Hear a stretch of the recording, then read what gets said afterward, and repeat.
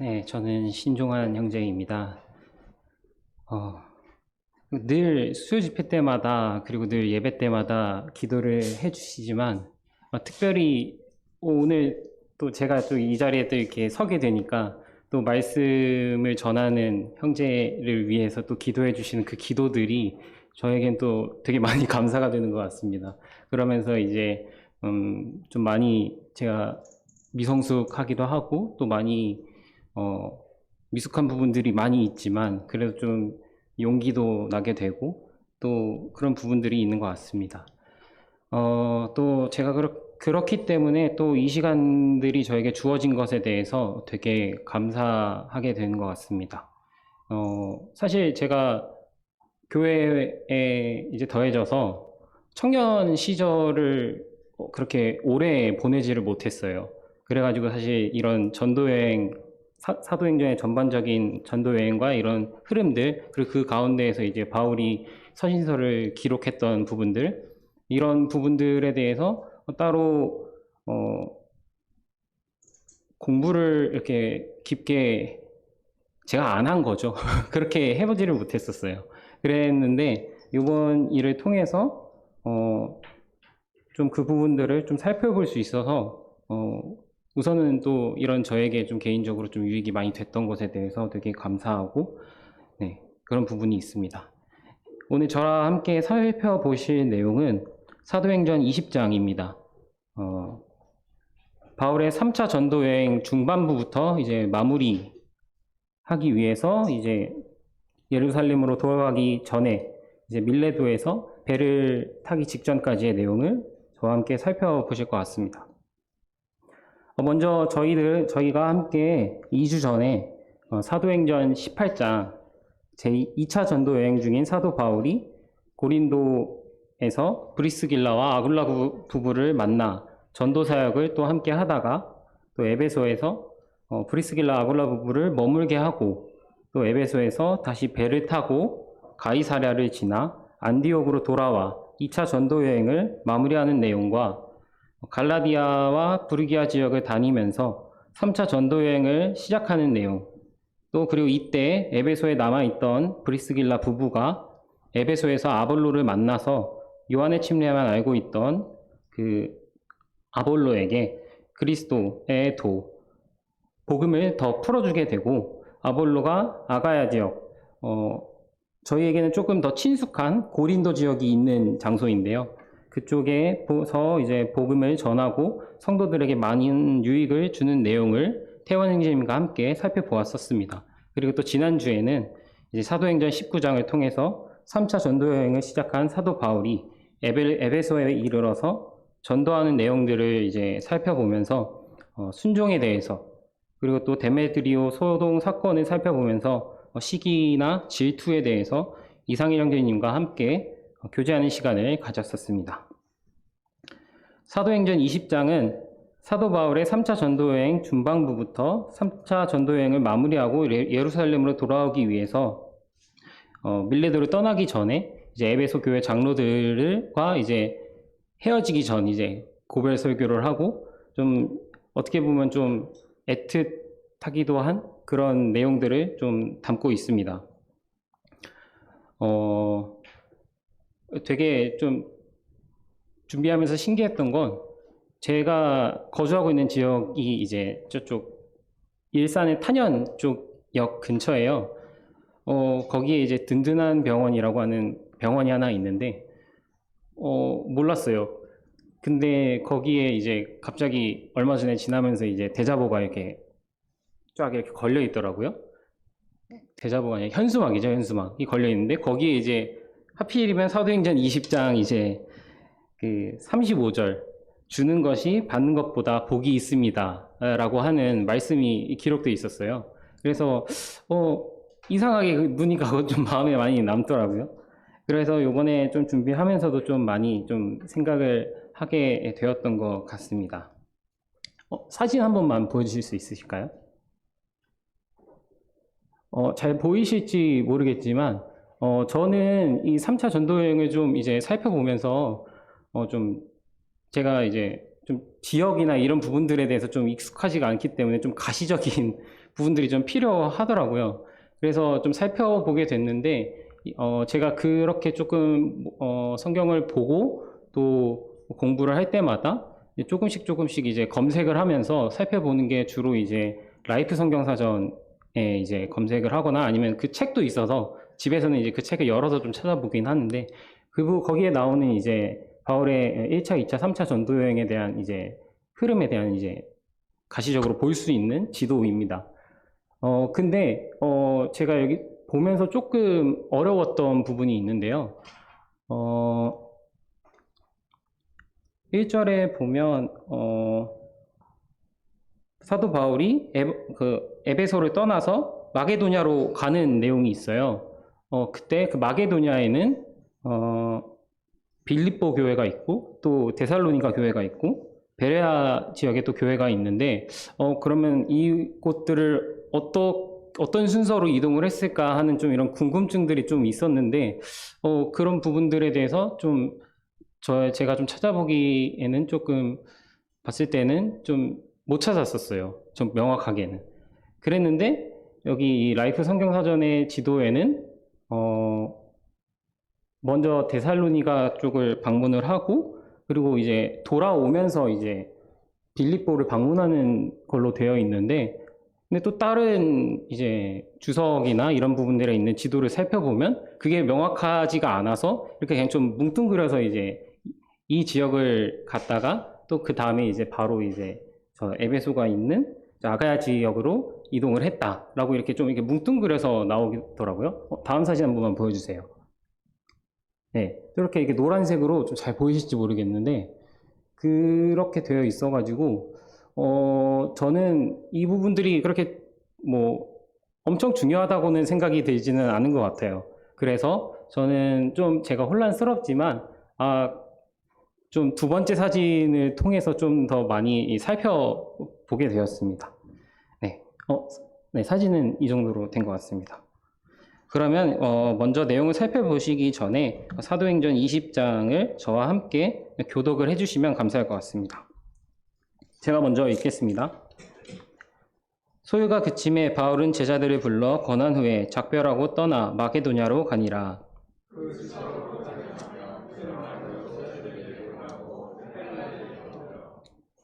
거기 석 달 동안 있다가 배 타고 수리아로 가고자 할 그때에 유대인들이 자기를 해하려고 공모함으로 마게도냐를 거쳐 돌아가기로 작정하니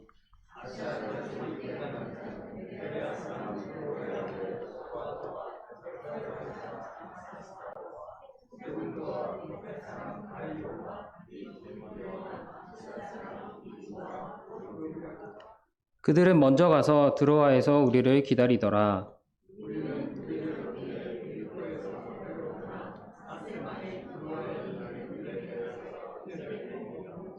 그 주간의 첫날에 우리가 떡을 떼려 하여 모였더니 바울이 이튿날 떠나고자 하여 그들에게 강론할세 말을 밤중까지 계속하매 유두고라 하는 청년이 창에 걸터 앉아 있다가 깊이 졸더니 바울이 강론하기를 더 오래 하매 졸음을 이기지 못하여 3층에서 떨어지거늘 일으켜 보니 죽었는지라.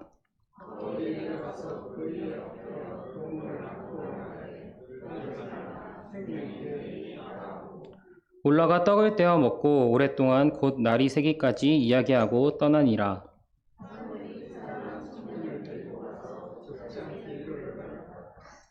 우리는 앞서 배를 타고 앗소에서 바울을 태우려고 그리로 가니 이는 바울이 걸어서 가고자 하여 그렇게 정하여 준 것이라.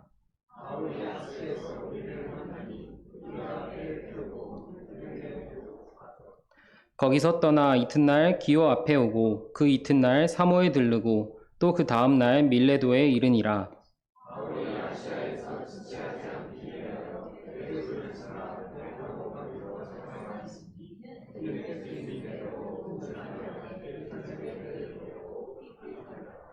바울이 밀레도에서 사람을 에베소로 보내어 교회 장로들을 청하니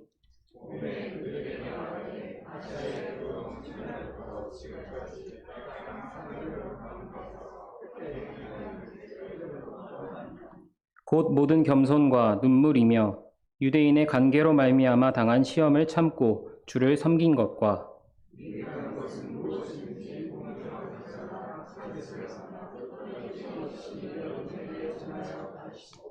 유대인과 헬라인들에게 하나님께 대한 회개와 우리 주 예수 그리스도께 대한 믿음을 증언한 것이라.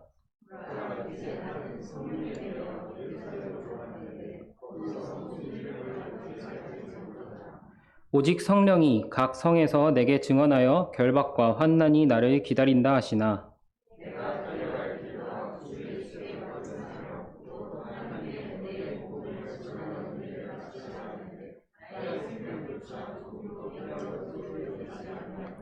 보라 내가 여러분 중에 왕래하며 하나님의 나라를 전파하였으나 이제는 여러분이 다 내 얼굴을 다시 보지 못할 줄 아노라.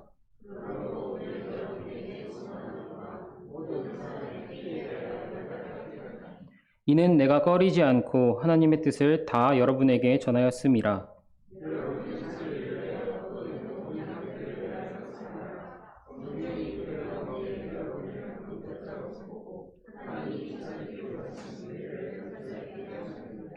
내가 떠난 후에 사나운 이리가 여러분에게 들어와서 그 양떼를 아끼지 아니하며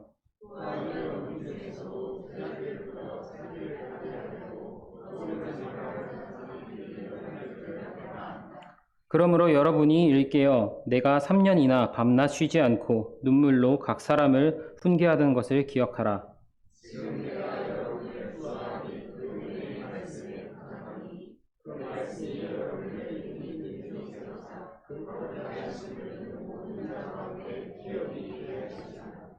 내가 아무의 은이나 금이나 의복을 탐하지 아니하였고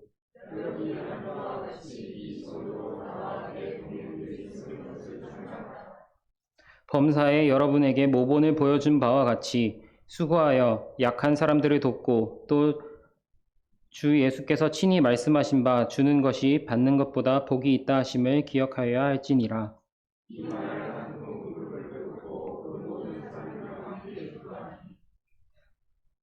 다 크게 울며 바울의 목을 안고 입을 맞추고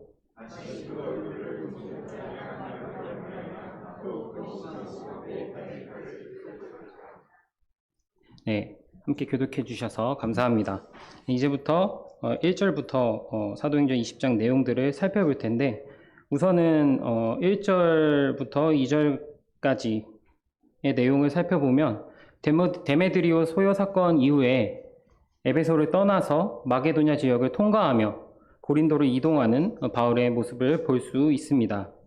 마게도냐에는 아까 말씀드렸던 것과 같이 빌립보 그리고 데살로니가 베레아 지역 교회가 있고 마게도냐 지방 밑에 이제 아가야 지방에는 고린도 교회가 있습니다.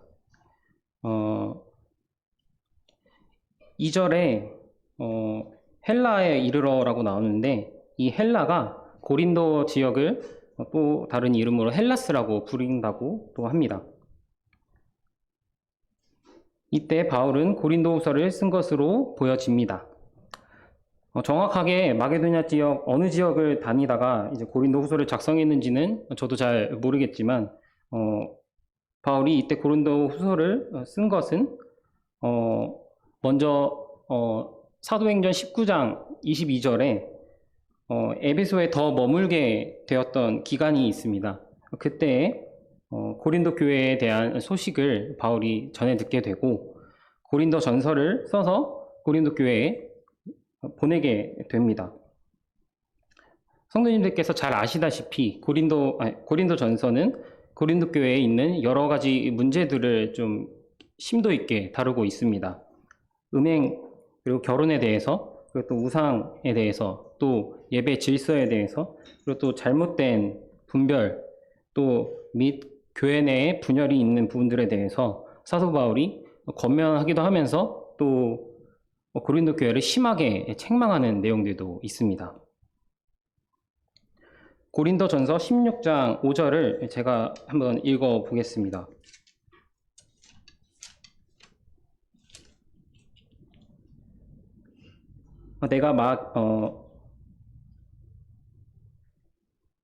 내가 마게도냐를 지날 터이니 마게도냐를 지난 후에 너희에게 가서 혹 너희와 함께 머물며 겨울을 지낼 듯도 하니 이는 너희가 나를 내가 갈 곳으로 보내어 주게 하려 함이라. 이렇게 고린도 전서를 쓰면서도 사도 바울은 마게도냐를 지나서 고린도 교회를 방문하고자 했던 부분들이 있습니다.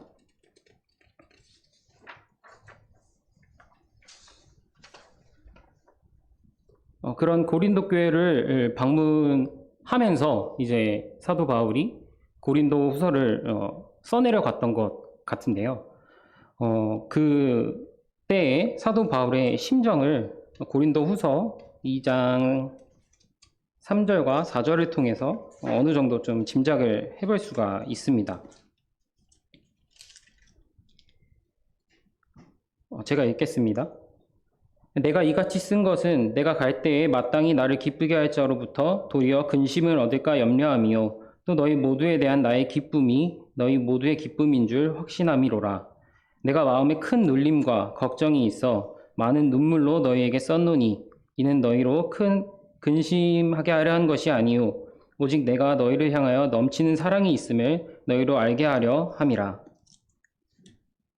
이때 바울의 심정은 고린도 교회에 대한 걱정과 또 염려, 그리고 좀 강하게 말한 바울과는 좀 어울리진 않지만 눈물도 많이 흘렸던 것 같고 그런 모든 부분들에 있어서 정말 그 고린도 교회를 사랑하는 바울의 그런 마음들이 좀 담겨 있는 부분들을 좀 짐작할 수가 있습니다.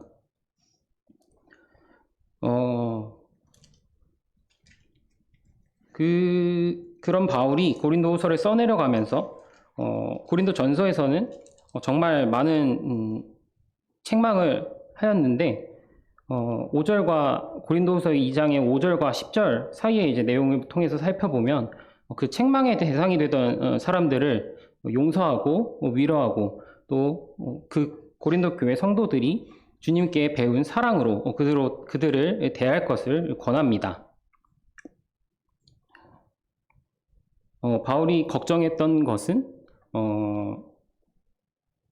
자기가 이제 심한 말을 이제 좀 강하게 얘기를 해서 자기가 방문했을 때 어떤 그 성도들이 자신을 대하는 어떤 태도나 이런 부분들보다는 정말로 그 교회의 근본적인 문제들이 에 대해서 성도들이 좀 사랑으로 또 대하기를 좀 바랬던 부분들을 볼 수가 있는 것 같습니다. 고린도 후서 7장에서 내용을 살펴보면 바울이 처음에 이 고린도 후서를 작성했을 때에는 고린도 교회에 고린도 전서를 써내서 보냈던 부분들을 처음에는 후회했다고 하는 내용들도 나옵니다. 그렇지만 디도를 통해서 고린도 교회가 회개했고 또 바울의 그런 편지들에 대해서 받아들이고 그런 부분들로 인해서 바울에 있던 그 많은 걱정들이 오히려 큰 기쁨으로 변하게 된 바울의 심경의 변화도 살펴볼 수가 있습니다. 지금 이 사도행전 20장 1, 2절 고작 이 딱 2절밖에 안 되는데 이 기간에 서신서가 이렇게 그 내용이 이제 들어있고 한 것들이 좀 신기했습니다. 그렇게 해서 결국에 이제 3절에 보시면 그 2절에 말씀드렸던 그 헬라라는 지역이 고린도 아가야 지역이기 때문에 그곳에 이제 석 달 동안 머물렀다고 나와 있습니다. 고린도 교회를 생각하면서 오히려 걱정이 많았던, 근심이 많았던 바울은 오히려 기쁨으로 그곳을 방문하게 됩니다. 고린도전서 16장에서 바울은 처음에 고린도 교회에 편지를 써내려 갈 때에 주께서 허락하시면 얼마 동안 너희와 함께 머물기를 바란다고 서술하였는데 허락하실 뿐만 아니라 주님의 은혜와 능력 안에서 바울의 큰 근심 하나가 해소되어서 그가 기쁨으로 고린도 교회에 방문한 모습을 저희는 살펴볼 수가 있습니다. 이 모습들이 제가 생각했을 때에는 성도 간에 피차 서로 권면해야 되는 부분들이 분명히 있을 거라고 보이는데요. 저는 되게 많이 미성숙한 부분들이 많거든요. 아내에게만 보이지 성도님들께서는 보시지 못한 제가 막 엄청나게 고집을 부리는 부분들도 있고 또 화를 내는 부분들도 있고 좀 크게 소리치는 부분들도 있고 이런 부분들이 있고 참 내가 그리스도인이라고 생각했을 때 얼마 전에 영화인재님과 함께 살펴봤었던 정말 그리스도인이라면 정말 오히려 더 착한 일에 열심을 내야 되는 사람이 오히려 약간의 좀 뭐 상대방이랑 이제 관계 속에서 약간의 상처에도 민감하게 반응을 하고 또 화를 내고 이런 부분들이 있는데 이런 갈등이 가정에만 있는 것이 아니라 저희가 살아가는 뭐 모든 관계 속에서 또 교회라고 해서 그 갈등이 없지는 않은 것으로 보입니다. 그런 부분들이 있는데 이렇게 해서 생긴 갈등들에 대해서 또 누군가는 그걸 따끔하게 얘기해 줄 수 있는 그런 모습들이 있고 또 그것을 들은 성도들이 각 성도가 주님을 바라보고 또 주님 앞에서 자신을 살피는 것으로 그 주님 안에서 이 갈등이 있던 관계가 원만하게 해결되고 오히려 그 관계가 한층 더 나아가서 바울은 오히려 그 고린도 후서에 내가 당신들을 이제 더 신뢰하게 된 것에 너무나도 감사한다고 얘기를 하는 부분들이 있습니다. 이런 부분들이 저는 교회 안에서 뭔가 저희가 서로 교제하고 뭔가 하는 관계를 형성하는 것에 있어서 굉장히 옳은 사례로 보게 되었습니다. 그리고 이곳에서 석 달이나 머물렀다고 나오는데요. 바울은 이곳에서 머물면서 로마서를 작성을 하게 됩니다. 사도행전 19장 21절을 살펴보면 바울이 마게도냐와 아가야를 거쳐서 예루살렘에 갔다가 로마도 보아야 한다고 언급을 하고 있습니다. 로마서를 작성한 부분도 바울이 비록 지금 전도 여행 중이긴 하지만 이방인과 유대인들로 구성된 로마 교회에 그런 이방인과 유대인이 섞였기 때문에 발생하는 여러 가지 문제들에 대해서 굉장히 근심이 또 많았었던 것 같습니다. 그렇기 때문에 그 로마 교회를 또 생각을 하면서 로마서를 썼을 것으로 보이고요. 그리고 저는 이 모습이 에베소에 머물면서 고린도 전서를 작성했던 바울이 이번에는 또 그 고린도에 머물면서 로마서를 작성한 모습들이 약간 이렇게 겹쳐 보이더라고요. 그러면서 이제 참 한결같다. 정말 그런 모습들을 좀 보게 되었습니다. 그 한결같이 정말 계속해서 주어진 사명에 따라서 전도 여행을 하는 가운데에서 정말 틈이 나면 또 계속 눈에 보이면 찾아가서 말씀을 전하고 복음을 전하고 또 그러면서 또 그런 한편으로는 또 계속해서 각 교회들을 생각했던 그의 모습들을 좀 살펴보면서 바울이 정말 복음과 교회에 대해서 정말 그 누구도 뭐라 할 수 없을 정도로 정말 진심이었구나 라는 부분들을 좀 살펴볼 수가 있었습니다. 로마서 15장에 보면 바울의 로마 방문 계획에 대한 내용들도 있습니다. 바울이 3차 전도 여행을 하면서 물론 계속해서 복음을 전하고 주님의 나라가 확장되는 데 목적도 있었겠지만 또 하나의 목적으로는 이렇게 계속 전도 여행을 하면서 형성된 교회 공동체들, 즉 이방인 교회들을 통해서 또 주님께서 주신 은혜에 감사함으로 성도들이 자원함으로 모으게 된 그 헌금들을 예루살렘으로 가져가서 그 지역에 있는 이제 가난한 그리스도인들에게 또 전달하는 것이 바울의 또 3차 전도 여행의 목적 중에 하나였던 것을 또 알 수가 있습니다.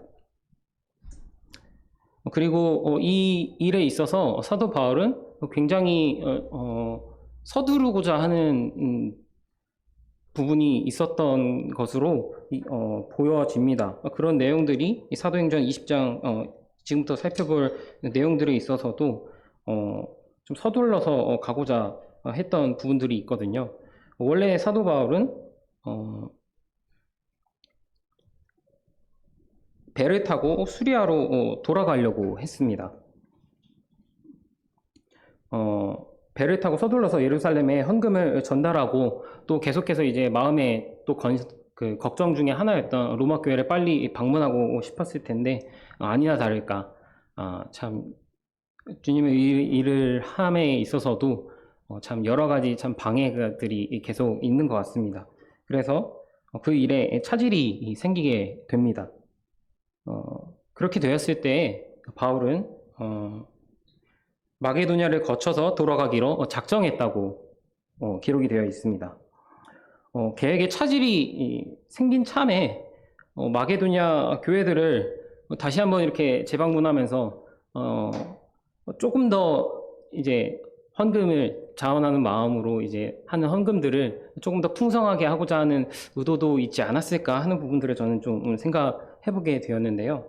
그런 부분들이 참 자기에게 이제 뭔가 내 생각으로 이제 계획을 세우고 그것들을 이제 하나씩 이루어가지만 그게 차질이 생겼을 때 저 같은 경우에는 이제 계획을 세우면 그것들이 이제 차질이 생기면 굉장히 많은 스트레스를 받거든요. 그러면서 좀 많이 예민해져요. 그러면 사실 저는 화를 내지 않았는데 아내는 그럴 때마다 옆에서 화났냐고 막 그렇게 얘기할 정도로 좀 저는 되게 심각해지거든요, 개인적으로. 그랬는데 바울은 오히려 그렇게 계획에 차질이 생겼을 때 좀 위기를 좀 기회로 삼았다고 해야 되나? 약간 오히려 그렇게 된 마당에 좀 더 좋은 생각들을 더 많이 한 것 같습니다. 이런 부분들을 살펴보면서도 참 제 자신의 모습들이 참 많이 부끄럽고 참 많이 좀 내가 정말 미성숙하구나 하는 부분들을 좀 계속해서 볼 수 있던 것 같습니다. 그리고 이제 사도행전 20장 4절, 5절 내용들을 보시면 여기에는 이제 동역자들이 나옵니다. 바울과 아시아까지 마게도냐를 거쳐서 밀레도로 이제 이동을 하고자 할 때 함께 동행한 든든한 동역자들에 대한 내용들이 나옵니다.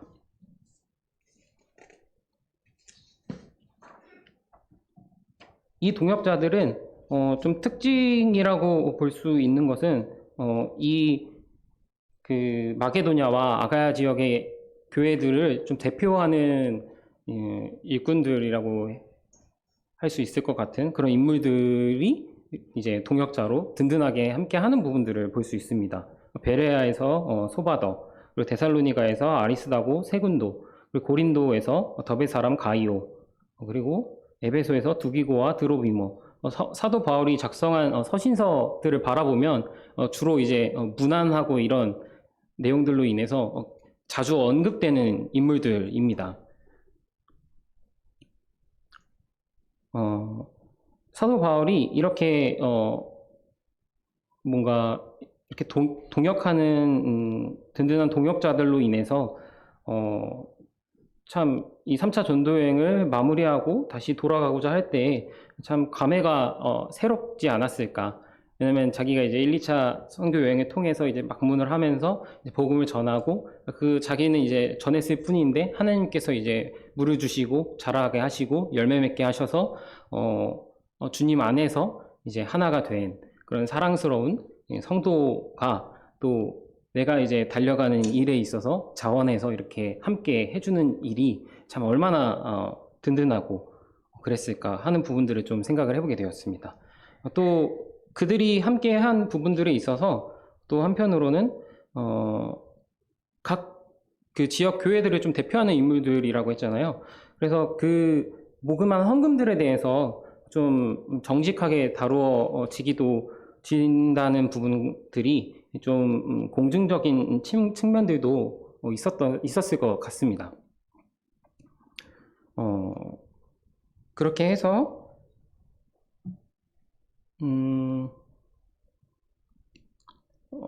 이제 사도 바울은 이런 든든한 동역자들과 함께 드로아에 이르게 됩니다. 그 드로아에서 이제 1회를 머문다고 되어 있는데요. 이때 이제 좀 갑자기 이렇게 쭉 이제 스토리처럼 진행되다가 갑자기 조금 뜬금없이 이제 그 유두고에 대한 사건들이 이제 나오는데요.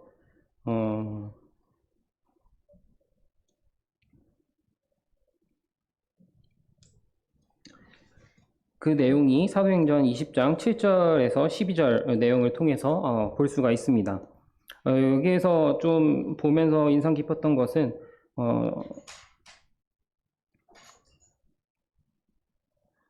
그 주간의 첫날에 우리가 떡을 떼려 하여 모였더니 바울이 이튿날 떠나고자 하여 그들에게 강론할새 말을 밤중까지 계속하매 라는 부분이 저희가 매주 주일에 행하는 주일 예배의 모습이 그냥 여기에 그냥 이렇게 딱 드러나 있지 않나 하는 부분들이 좀 인상 깊었습니다. 정말 이렇게 만찬 예식을 하고 말씀 교제를 하고 그 말씀 교제가 정말 그 시간 제한 없이 이제 쭉 계속 이어지는 그런 부분들이 참 얼마나 이 성도들이 또 바울이 얼마나 또 열정적으로 전하고 또 그것을 듣는 성도들이 또 얼마나 또 마음이 뜨거웠을까 하는 부분들을 좀 생각해 보게 되었습니다.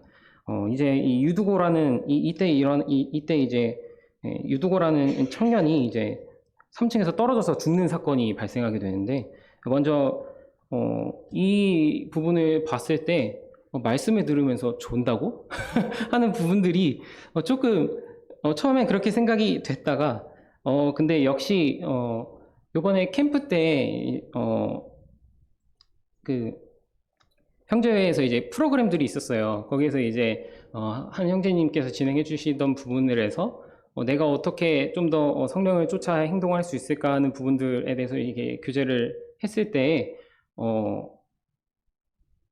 좀 뭐라 그래야 될까? 그 사람에 대해서 좀 이해를 하면 처음 본 사람들에 대해서는 내가 이해가 안 되니까 저 사람이 대체 왜 저렇게 행동해? 이렇게 생각을 하게 되는데 좀 그 사람과 좀 더 이제 관계를 가지고 그 사람한테 좀 더 관심을 가지고 이러다 보면 그 사람의 행동이 좀 이해가 되고 좀 그런 부분들로 인해서 좀 더 불쌍히 여기게 되고 이런 부분들을 이제 교제했던 기억이 있는데요.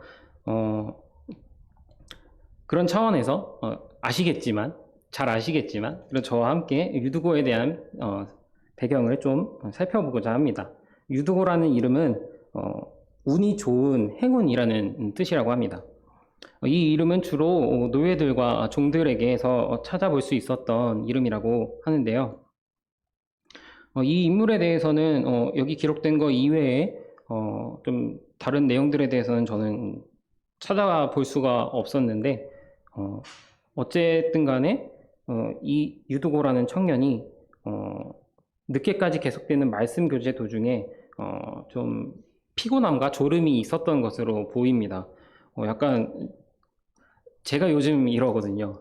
제가 요즘 너무너무 좀 이제 본의 아니게 회사 생활이 좀 일상 생활을 좀 깨트릴 정도로 좀 침범하는 수준까지 와서 좀 많이 피곤하거든요. 지금도 약간 좀 그런 상황인데 그런 부분들이 있어서 이 유두고라는 인물이 겪었던 이런 부분들이 좀 남일 같지가 않더라고요. 그리고 또 저도 이제 청년 때 교회 와서 말씀을 듣고 할 때, 졸리면, 일어서서 이제 뒤에 서서 이제 말씀을 듣기도 하고, 그랬던 부분들이 있는데, 이때에는, 교회가 저희가 지금 있는 이 예배당 건물처럼 뭔가 되게 멋들어지고 또 이제 뭔가 이렇게 좀 이렇게 다 갖춰져 있는 이런 공간이 아니었을 것으로 보입니다.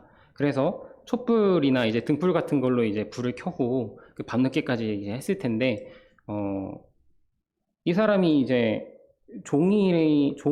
그리고 노예잖아요. 그러니까 또 얼마나 열심히 그때 당시에 또 이제 자기 주인의 위해서 이제 헌신을 했겠어요. 또 게다가 이제 또 그리스도인인데 더 말씀 들으러 왔으니까 교회에 모여서 얼마나 더 노력을 많이 했겠을까 하는 생각을 하게 되는데, 그랬을 때 이 인물이 좋을 수도 있었겠다.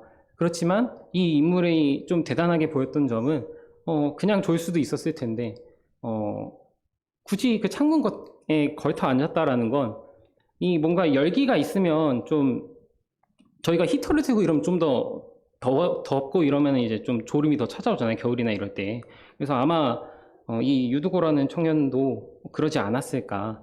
그래서 그렇지만 말씀을 정말 사모하고 또 말씀을 열심히 듣기 위해서 자기가 깨기 위해서 최대한 이제 맑은 공기를 좀 마시면서 이제 좀 리프레시하기 위해서 좀 창문 곁으로 가고 거기에서 이제 좀 서 있다가 이제 좀 힘드니까 이제 아니면 좀 자리가 협소했을지도 모르겠습니다.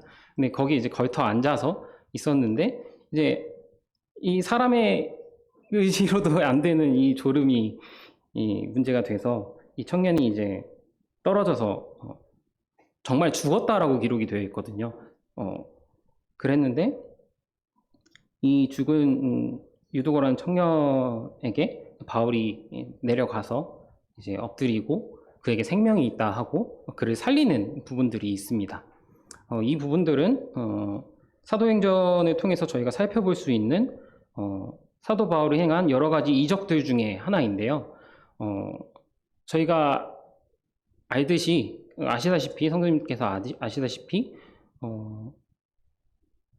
주님의 제자로서 이제 유다를 제외하고 이제 사도의 직분을 이제 행했던 이제 사도들, 특히나 이제 이적을 많이 행했던 뭐 베드로나 뭐 이런 인물들이 있는데, 사도 바울은 이제 사도의 직분을 얻게 된 계기가 이들과는 조금 다르잖아요. 그래서 갑자기 이 부분도 그렇고 사도 바울이 이적을 행하는 부분들에 대해서는 우리가 어떻게 받아들여야 될까, 어떻게 생각할 수 있을까라는 부분들을 사실 이 사도행전을 먼저 살펴보면서 몇몇 형제님들과 교제를 나눴던 내용들이 있어요. 좀 그것을 말씀드리고자 하는데, 그런 사도의 직분이 주어진 방식이 좀 달랐기 때문에 사도 바울이 계속해서 이제 담대하게 이제 말씀을 전하고 하지만 주님을 따랐던 제자들은 또 아니잖아요. 주님께서 공생의 시절에. 그렇기 때문에 좀 사도 직분에 대해서 좀 여러 가지 뭐 문제나 논란들로 인해서 좀 공격을 받을 수 있었던 여지들이 충분히 있었을 것으로 보여집니다. 그렇지만 사도 바울을 통해서 주님께서 그렇게 이적을 나타내신 것은 주님께서 그를 분명히 사도로 세우셨다는 것에 증거로서 사용이 된 것으로 보입니다. 사도 바울을 사용하셔서 주님의 나라가 확장됨에 있어서 이런 이적들은 필요했고 그렇기 때문에 주님께서 주어주셨던 능력들인 것 같습니다. 사도 바울은 아까 말씀드렸듯이 그 고린도 후서를 작성을 했잖아요. 그 고린도 후서 10장에는 심지어 바울이 자기의 사도 직분을 또 변호하는 내용도 나와요. 그래서 이런 부분들도 이제 같이 살펴보게 되면 바울도 자신이 정말 자신의 삶을 다 드리면서 이제 내가 사도로서 정말 주님을 쫓아서 행동하고 모든 것들을 이제 다 하고 또 주님께서도 분명히 함께 하시면서 그런 것들에 대해서 정말 논란의 여지가 없도록 주님께서도 그런 이적들을 보이게 하셨던 것으로 보입니다. 그래서 그 직분을 충직하게 수행하고 또 그것을 이제 주님께서도 인정하시고 또 기뻐하셨다라는 것으로 사도 바울이 또 다른 사도들과 같이 이적을 행하는 부분들을 좀 저희가 이해할 수 있을 것 같습니다. 그리고 나서 이제 13절부터 16절에는 더 이상 지체하지 않고 연보를 예루살렘에 전달하려고 로마로 가고자 이제 서두르는 바울의 모습을 볼 수 있습니다. 에베소 교회를 들르지 않고 지나쳐서 그 밑에 있는 밀레도로 바로 곧장 향하게 되는데요. 그 부분에 있어서는 아까 말씀드렸듯이 사도 바울이 이 근심이 있고 또 그가 달려가기 위해서 이제 사명으로 받은 내용들이 한두 가지가 아니기 때문에 그가 정말 쉼없이 달려가고 그러기 위해서 좀 서둘렀던 것 같습니다.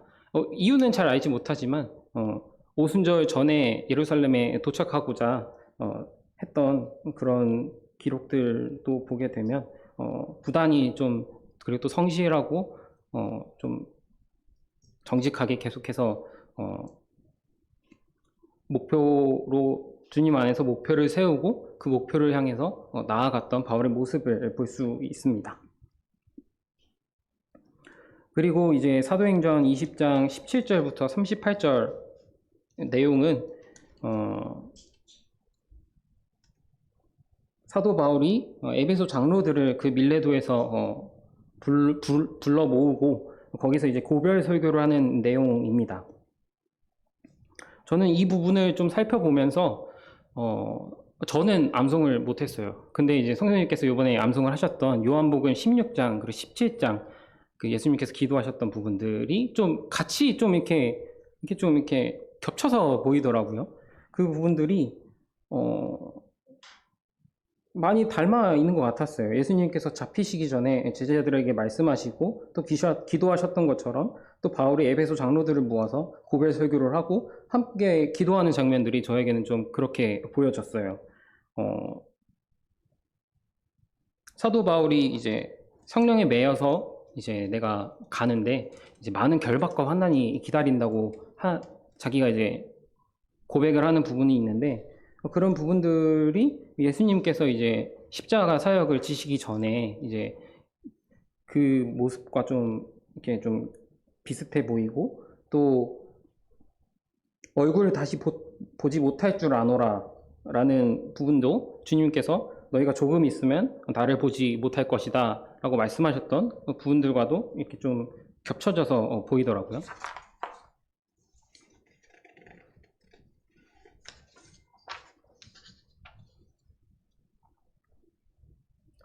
그리고 예수님께서는 요한복음 17장에서 기도하시면서 나는 아버지께서 내게 주신 말씀들을 그들에게 주었다고 하십니다.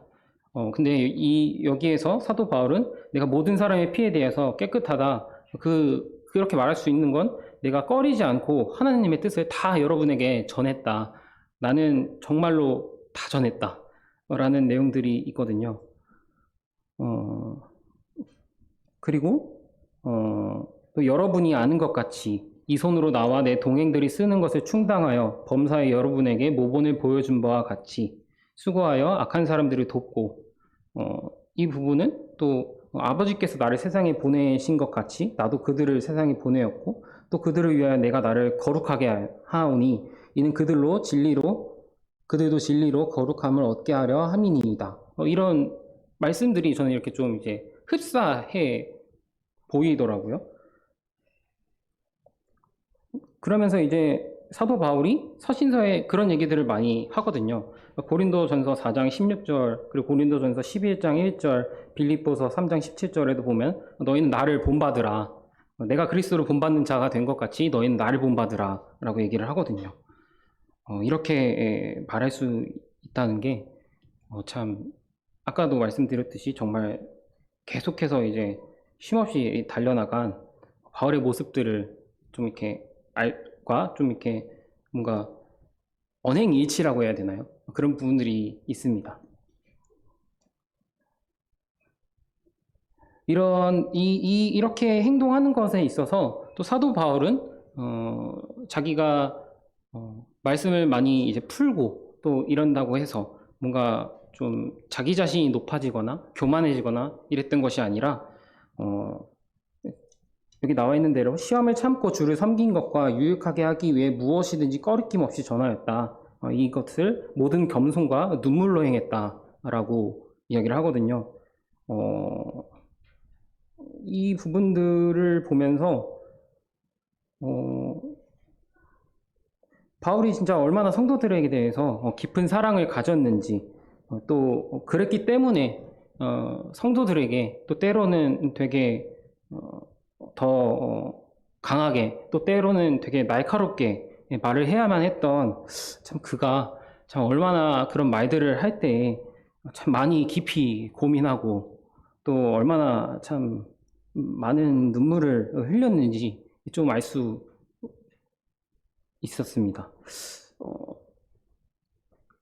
저는 이 사도 바울에 비해서, 그리고 성도님들보다도 더 미성숙하다고 제가 스스로 생각을 많이 하는데, 저도 이제 뭐 아내한테도 그렇고 여동생한테도 그렇고 분명히 옳은 것에 대해서 얘기를 해야 할 때가 있거든요. 근데 그렇게 얘기를 하면서도 또 이제 그걸 이제 곱게 받아들여주면 너무나도 고마운데 이제 또 갈등이 생기게 되는 상황들이 많이 생기거든요. 그랬을 때 저는 이제 아내한테도 정말 미안하지만 조금 제 주장을 하면서 말이 막 더 강해져요. 막 언성도 막 좀씩 더 높아지고 막 그럼에도 이제 상대방에서 이제 말을 튕겨내면 이제 저는 이제 점점 더 그 데시벨이 더 커지고 이런 부분들이 있거든요. 그래서 이런 부분들이 저에게도 있다 보니까 사도 바울도 그렇게 뭔가 어떻게 보면 쓴소리를 했어야 할 텐데 그런 말을 하면서 좀 겉으로 보이기에는 참 막 되게 좀 거침없이 말하는 것 같고 그래 보이지만 사실 이제 또 뒤에서는 좀 많이 여리기도 했구나 이런 부분들을 좀 보게 되더라고요. 저도 그렇게 뭔가 좀 강하게 말을 하고 좀 그러고 나서는 소위 아내가 좀 찐따 같다고 하는데 방에 이제 들어가서 혼자 울어요.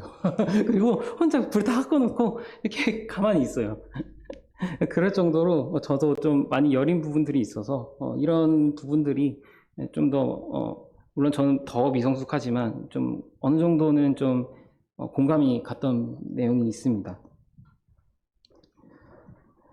그리고 이제 아까 제가 그 병원에 이제 그 현수막에 걸려 있었던 구절이잖아요. 주께서 친히 말씀하신 바 주는 것이 받는 것보다 복이 있다 하심을 기억하여야 할지니라. 이 말씀이 그냥 계속 마음에 남더라고요. 그리고 이 사도행전 20장을 쭉 살펴보면서 사도 바울이 이 말을 했다라는 것 자체가 저는 되게 감동이더라고요.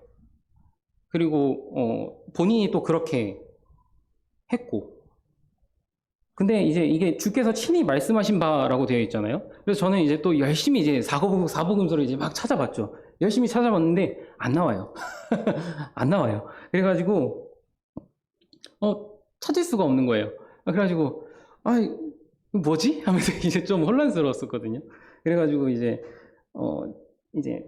집에 있는 이제 주석들을 이제 조금 꺼내서 이제 찾아봤어요. 그랬더니 거기서 이제 조금 답을 얻을 수가 있었는데요. 요한복음 21장 25절을 제가 읽겠습니다.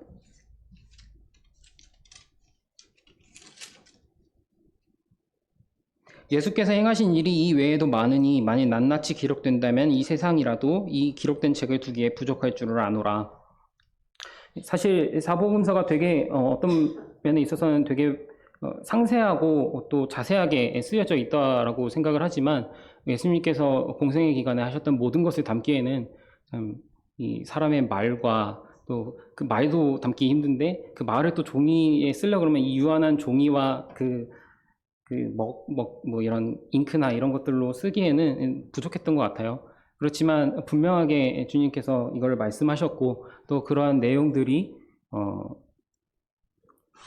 그 당대에 이제 주님 말씀을 들었던 제자들이나 아니면 뭐 사도들이나 아니면은 믿은 성도들을 통해서 이제 계속해서 전해져 갔을 거라고 보여집니다.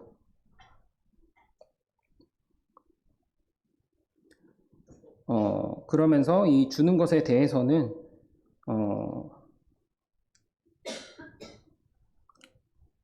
사도 바울은 고린도 후서에서 8장 9절에서 15절을 제가 읽을 건데요.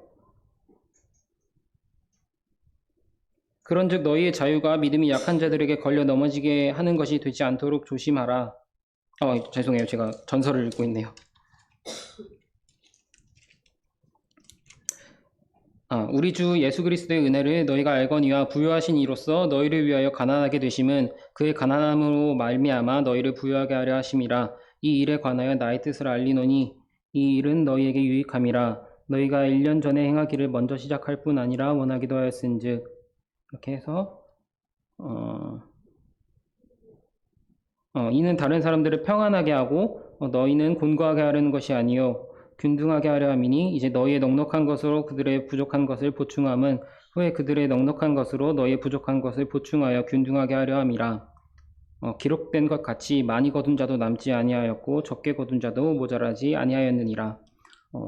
이렇게 사도 바울이 이 말을 하면서 그리고 또 사도 바울이 작성했던 또 서신서들을 좀 같이 살펴보니까 이 말을 마지막 이제 고별 설교에 했던 그 의미들을 조금은 좀 어렴풋이 알 수 있는 것 같습니다. 그래서 그런지 이 말씀이 제 마음에는 좀 가장 울림이 돼서 좀 남더라고요. 바울은 정말 아낌없이 주는 나무처럼 모든 것을 내어주신 주님을 쫓으면서 또 정말 복음을 위해서 또 각 교회를 위해서 자기 자신을 아끼지 아니했던 모습을 보았습니다. 또 예수님은 또 저희에게 말뿐만 아니라 또 확실한 증거로 또 이제 주는 것이 복이 있다라는 것을 또 심어 주셨잖아요. 저는 그렇게 생각하거든요. 그 십자가를 통해서 정말 왜냐하면 주님께서 그 자기 자신을 온전히 다 내어 주시면서 정말 죄를 알지도 못하신 분이 참 그 히브리서에 기록된 것대로 좀 그 앞에 있는 기쁨을 위해서 십자가를 참으셨다고 참 그러셨던 부분들을 좀 생각을 해보게 되는 것 같아요. 그래서 저는 이제 뭔가 아내한테도 이제 뭔가 사실 제 처음 동기는 이제 정말 아내를 생각해서 하는 행동들인데 근데 막상 해놓고 나서 보면 생색내고 있어요. 내가 이렇게 했으니까 너도 이렇게 해줘 라면서 또 그게 안 되면 또 혼자 토라지고 삐지고 이런 모습들을 좀 많이 보여주게 되는데요. 근데 사실 분명한 것은 주는 게 기쁘더라고요. 뭔가 해줄 수 있는 것 그리고 뭔가 내가 표현할 수 있는 것 이게 되게 감사가 되더라고요. 그리고 또 그 어떤 것이든 간에 내가 시간이든 뭐 물질이든 아니면 어떤 위로의 말이든 어떤 거라도 누군가한테 해줄 수 있다는 것은 정말 기쁜 일입니다. 왜냐하면 그런 것들을 할 수 있게끔 정말 나를 이렇게 온전하게 지켜주시고 또 내 마음의 그런 부분들을 채워주시고 내가 배운 모든 것들 나에게 허락되는 모든 것들 그런 것들로 이제 뭔가를 할 수 있고 또 그렇게 뭔가 내가 아는 사랑을 나타냈을 때 참 내가 언제 주님의 일을 했습니까? 저는 그냥 제가 하고 싶은 대로 했을 뿐인데요 라고 하지만 그 일이 또 나도 모르게 또 주님께서는 그 불쌍한 사람에게 물 한 잔 준 것도 나에게 한 것이다 라고 보아주시는 참 그래서 여러 가지로 참 주는 것은 오히려 준 사람에게 더 감사와 감동으로 더 많이 돌아오는 거라는 생각을 하게 됐습니다. 그래서 오늘 제가 준비한 내용은 여기까지고요. 저희에게 주어진 시간 속에서 관계를 맺는 누군가에게 또는 성도 간에 또 교회의 필요를 채우는 일에 있어서 저도 그렇고 또 이미 하시고 계시지만 저와 성도님들이 계속해서 주는 것이 받는 것보다 복이 있다는 것을 기억하시면서 오히려 더 많은 복을 저희가 함께 누리게 되었으면 좋겠습니다. 네, 기도하고 말씀을 마치도록 하겠습니다. 아버지 하나님 감사드립니다. 참 그 어떤 것도 허락되지 않으면 할 수 없는 연약한 존재입니다. 그러나 그런 저희를 가장 잘 아신 하나님께서 계속 일하시고 또 주님께서도 일하고 계십니다. 또 성령께서 저희 안에서 그 일들을 하고 계십니다. 그것이 저희의 소망이 되고 그것이 저희의 기쁨과 감사가 됨을 고백합니다.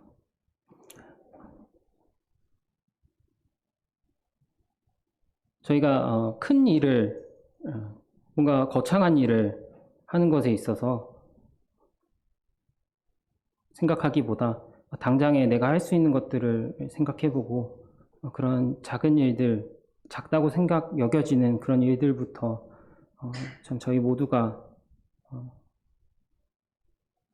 주는 기쁨을 누리도록 주께서 또 도와주시고 또 그 마음을 채워주시고 또 인도해 주시기를 기도합니다. 오늘 주어주신 시간에 감사드리며 우리 주 예수 그리스도의 이름으로 기도했습니다. 아멘.